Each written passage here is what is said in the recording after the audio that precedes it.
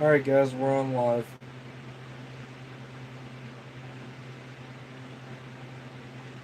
We're on live, so let's get the station going. And here we go. WNKY News 40, Bowling Green, Kentucky. He's told police a man put tools into a large tote bag, then used self-checkout, paying only for the tote. And merchandise from Lowe's, Cabela's, and Walmart. 27-year-old Logan M.J. Otter was arrested. He's being held at the Warren County Regional Jail on multiple charges. In other local news, Governor Andy Beshear joined business and education leaders in Bowling Green today to push Kentucky's General Assembly to pass an expansion of pre-K for all. The program helps prepare children for kindergarten, but it also allows for parents to get back into the workforce sooner. At the Bowling Green Area Chamber of Commerce, both the governor and the superintendent of Warren County Schools said pre-K was essential for student and economic development. What's up, quarter pounder? When kids walk into kindergarten right now, half aren't ready. Half of Kentucky's kids are failing before they even start. So I think we, as a Commonwealth, have an obligation to do better. And the answer is one that's been embraced by a ton of other states. It's pre-K. It's making sure that every early learner gets that good start. Which means is to level the playing field for all. Means we'll probably and getting our students into our schools in preschool not only better prepares them for the future, but it also is the best use of our available resources when educating our students. Governor Beshear said that pre-K for all can be paid for from the revenues. We're going to do another TV station, then I'm going to have to stop filming weather for a while because and other programs. I'm going to have to contact their state senator and representative to encourage I'll be them watching to pass basketball at pre-K 6 for all during o'clock. this current session. UConn Huskies versus. In more local news, U.S. Senator Mitch McConnell UConn Huskies men's basketball team versus Xavier. $117 million in federal funding for Kentucky airports, highways, and economic development projects. It's going to be on Peacock and NBC Sports Network. And now it's headed to President Trump for his signature. $20 million is slated for a new Cave City Area Agriculture Exposition Center in Barron County. The project will create a regional agriculture center designed to host events and boost local economic development. For a full breakdown of where the rest of the money is going, visit WNKY.com. In more state news, Congressman Brett Guthrie secured federal funding following the passage of H.R. 7178.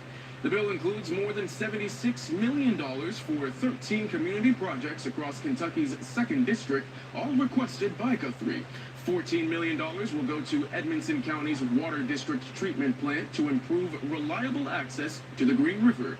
$2 million is headed to the Green River Valley Water District in Hart County to boost water supply. More than $650,000 will fund Auburn's cast iron water line replacement. And over $470,000 will support technology upgrades for the Barron County Sheriff's Office, including body and cruiser cameras. For a full breakdown of the projects, visit WNKY.com. In other local news, although winter weather is here, the spring semester at WKU is now in full swing. WKU President Timothy Caboni held a press conference Tuesday to welcome the new semester and highlight recent accomplishments. He discussed House Bill 4 and how it could impact some campus organizations, the importance of providing students with real-world work experience, and the university's record-breaking graduating class. And what matters to me is not the number of freshmen we recruit. It's the number of students we graduate. The decisions we make today have repercussions for generations of students. As WKU continues to evolve, President Caboni plans to share the success of the institution. In more local news, for some local families, the recent winter storm may have delayed more than travel, may have also slowed mail delivery. On Tuesday, a U.S. Postal Service spokesperson shared a statement saying delivery will only happen when roads are passable and safe. They say carriers are making every effort to deliver as much mail as possible. The Postal Service also asks residents to clear a path to their mailboxes to help keep delivery on schedule. For more details, visit WNKY.com. Now still to come on News 40 at 5. In today's Health Minute, Scott Burchett explains why doctors say many patients may not know about their cholesterol options.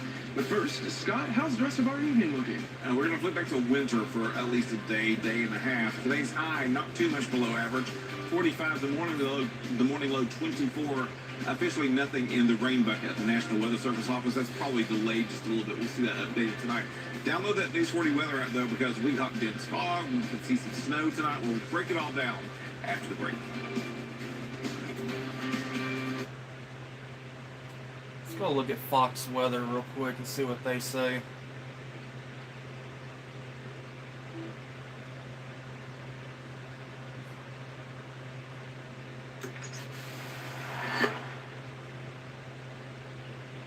On my Roku TV.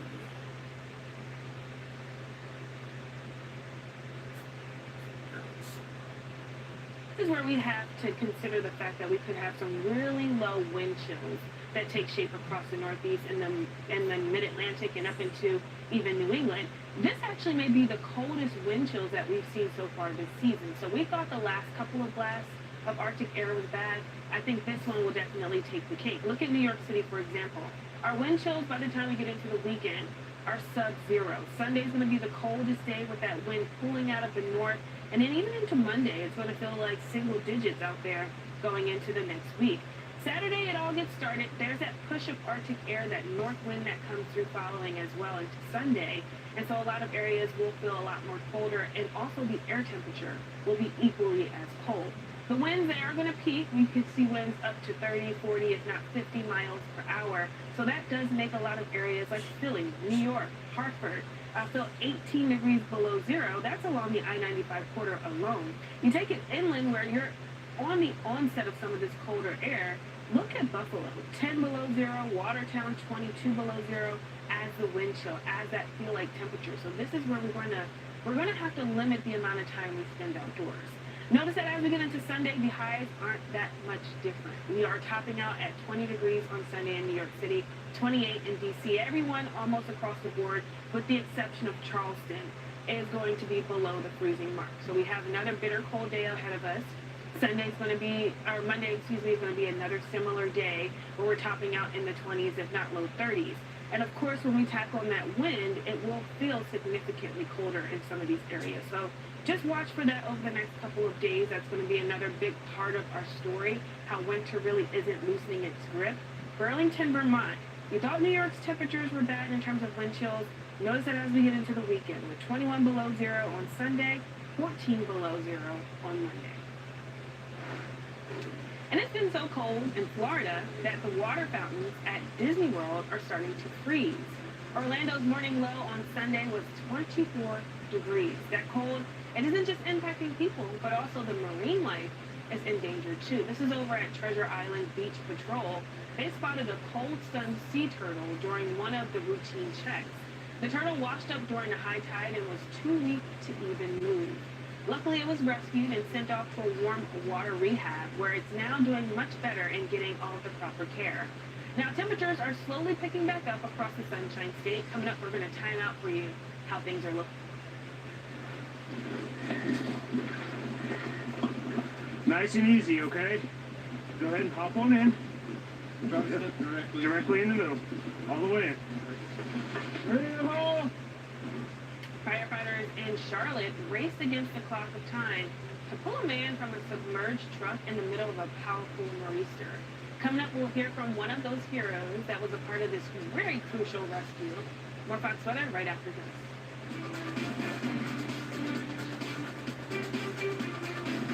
It feels really good to be single for once.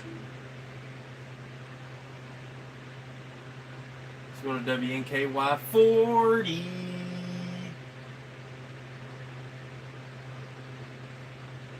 Activate Scene TV app.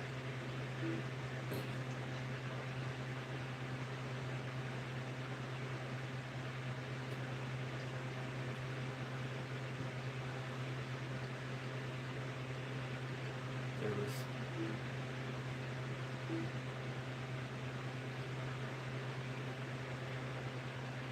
in the upper 30s, low 40s, and that's going to be the situation over the next several hours. Look at the satellite radar. Here goes that front. We are going to see some cooler temperatures come in. Looks like we are trying to change over to some snow back towards places like Hopkinsville, and then you can see that pinkish purple, that lilac color near Louisville. That is some freezing rain, and then we also have that heavy snow, that dark blue, moving into Louisville. The possibility that some of the rain could change over to maybe some sleet or freezing rain tonight as it exits, and also you can see that by early tomorrow morning produces a few snow showers. So be on the lookout for some slick spots tomorrow, especially as you work your way east towards places like Metcalfe County and to the north. Another system tries to make its way in here on Friday. Looks like the precipitation stays north, but it will cool those temperatures down, not before seeing some nice warm temperatures on Friday. A slightly cooler weekend, still trending warmer though than what we've been seeing. So for snow melting purposes, it's looking good. Also, if you have the cleanup or repairs around the house after that ice hit, and then as we go into the weekend, high pressure builds in, and we're looking at a possible warm week next week with maybe a system making its way in. I wanted to show you future road temperatures tonight. We're going to see those road temperatures. This is pavement. I talk about the possibility of refreezing every night. Look at that Glasgow, Edmonton pavement temperatures go down to the freezing mark. Woodbury 32, Bowling Green just above freezing, and then this is after the 4:30 time slot. We start to see those temperatures dip even more until we got the sun comes out tomorrow and we start to clear things out and that snow moves out of the way. So be careful for slick spots tomorrow. 28 tonight. The rain, third person's snow me showers because I'm possible, trying to morning make slick sure my spots. audio's working. Likelihood as far as tomorrow's concerned, high only 31. Snow showers in the morning, afternoon clearing. 7-day forecast. 50 on Friday. We go back down to the 40s for Super Bowl weekend, and then look at that, we rebound to 56 on Tuesday. That's look at your 7-day forecast. Be sure to join us for the Super Bowl on Sunday. We can see the Patriots beat the Seahawks here on NBC 40.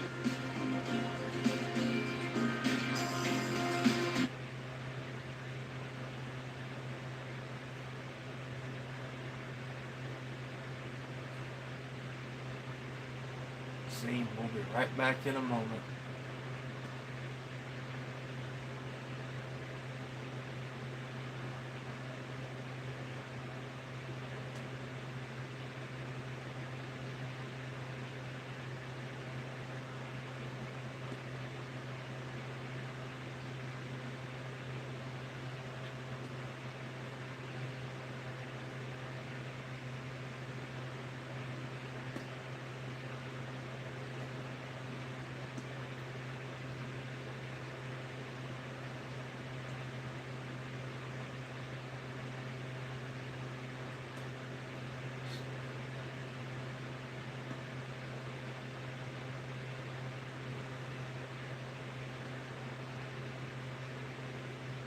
Always commercials. Never fails.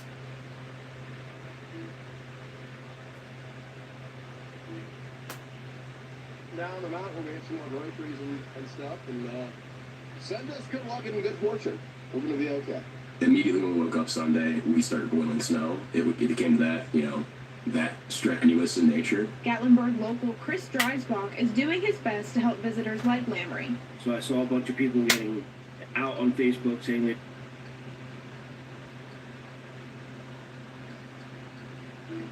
No, not that one.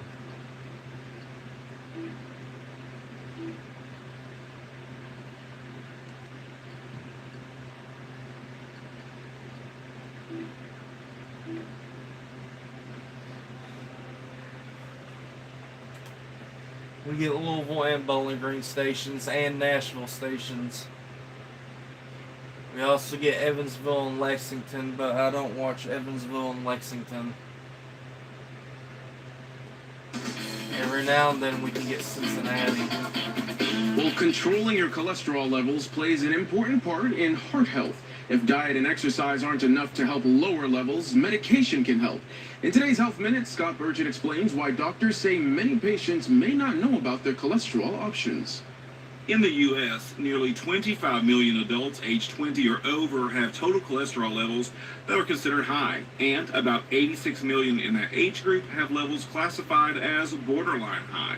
But since it doesn't often come with symptoms, you can only know your numbers by getting tested. It's very common that patients don't know their cholesterol levels. Dr. Laxmi Mehta with the Ohio State University Wexner Medical Center says it's critical to know your cholesterol level in order to manage it and lower risk of cardiovascular disease while adopting a heart-healthy diet, low in saturated fats, exercising, losing weight, and quitting smoking can all help.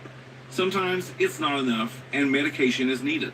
However, slightly more than half of U.S. adults who could benefit from cholesterol medicine are actually taking it. High levels of the cholesterol, especially the LDL cholesterol, is associated with developing plaque or blockages in your heart arteries or in your neck arteries, which can result in strokes. Mehta says that while most patients know that statin medications are the cornerstone treatment to lower cholesterol, not everyone can take them.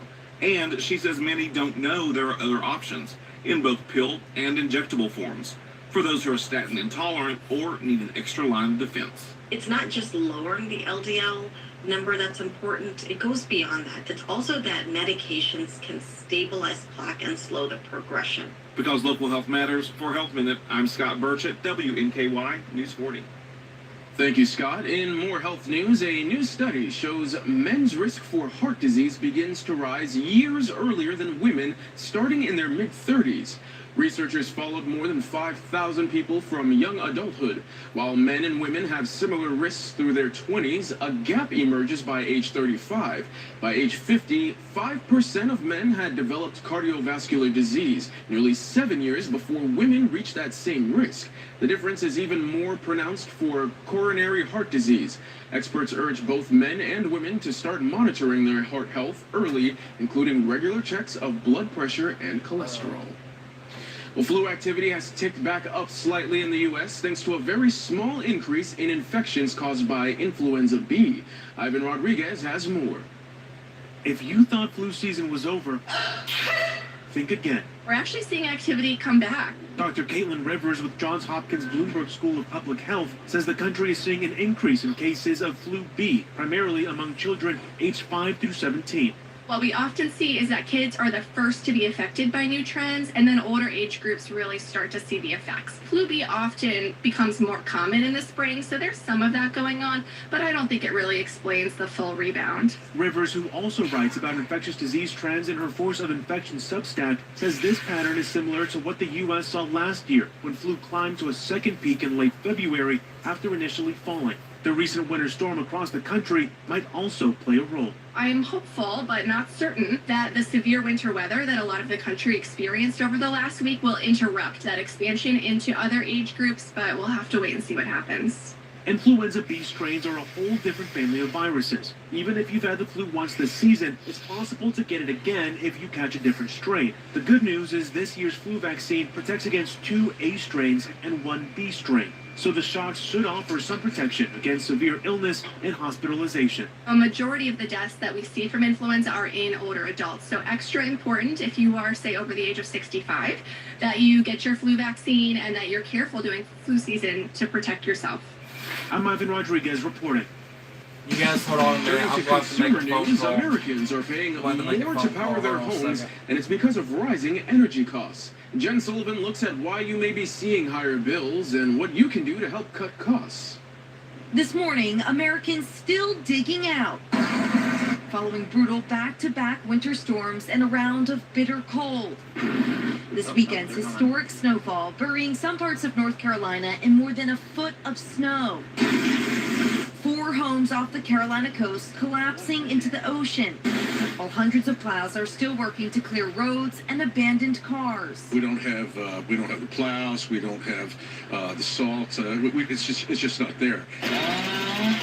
There's also mounting frustration in Nashville, where thousands are not expected to get power back until this weekend. We know how difficult and exhausting that has been. It comes as frigid temperatures continue to envelop the country. Some business owners forced to close up shop. This is the first time we've been closed down for 3 days straight.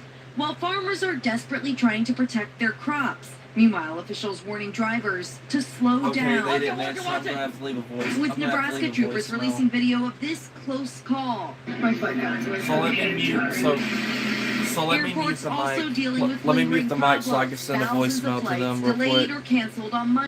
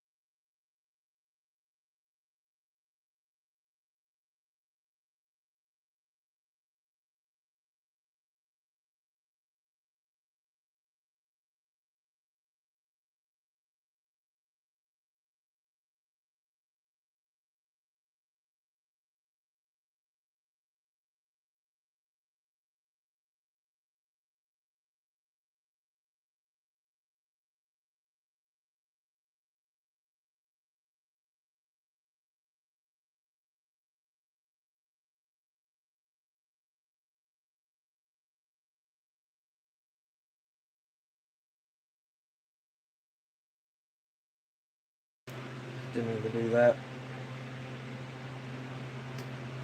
Alright, I'm back, guys.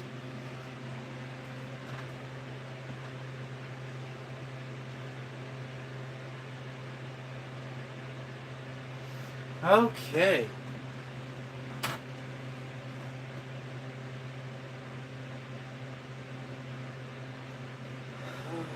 Watching the news like I always am.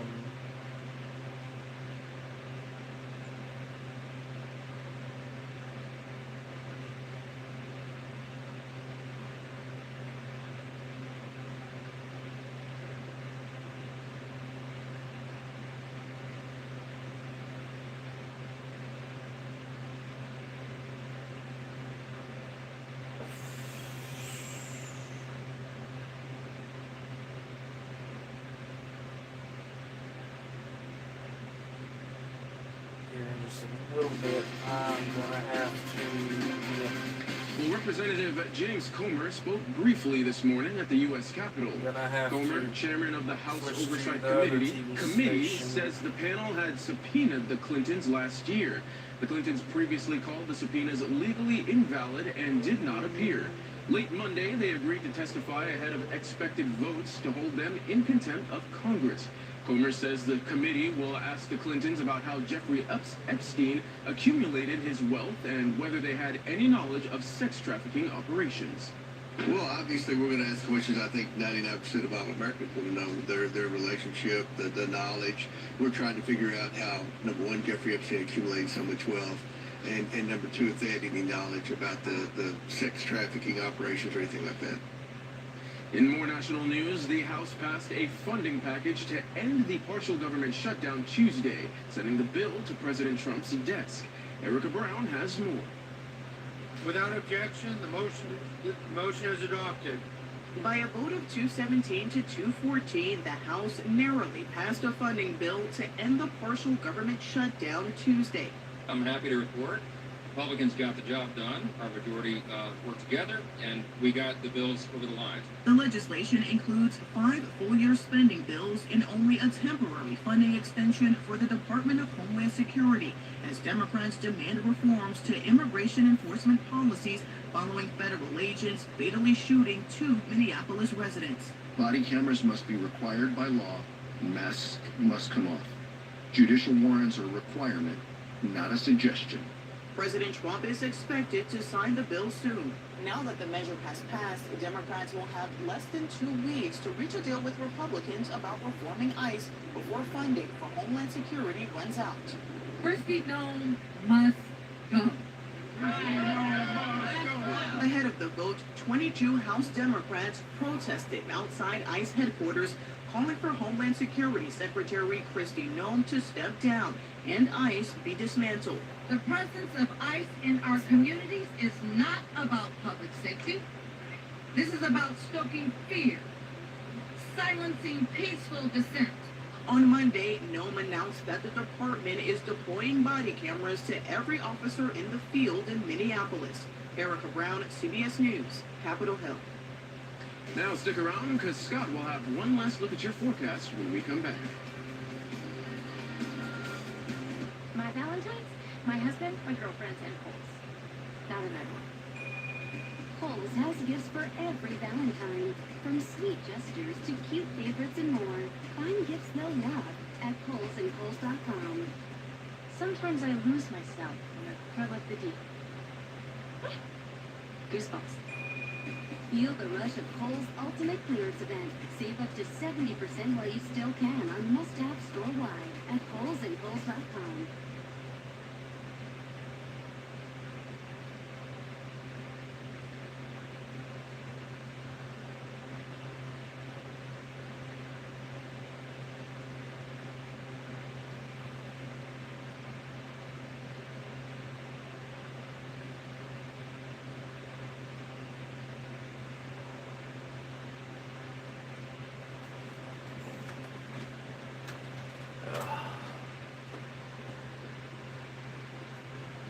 Sometimes I lose myself in the thrill of the deep.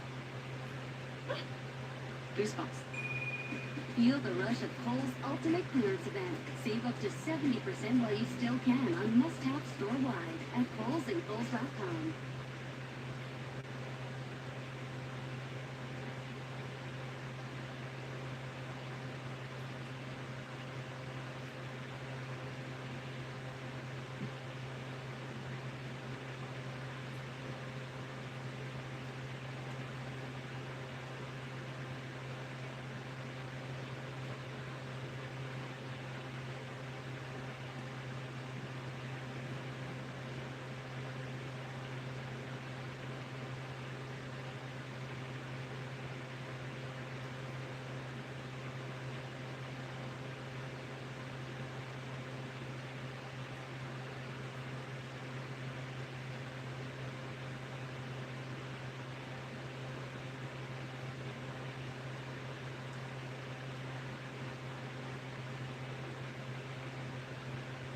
Only 3 days away from the 2026 Winter Olympics that you can watch right here on WNKY NBC 40. Now, many of you might not know this, but Scott spent the past weekend trying to qualify for Team USA's ski jumping team.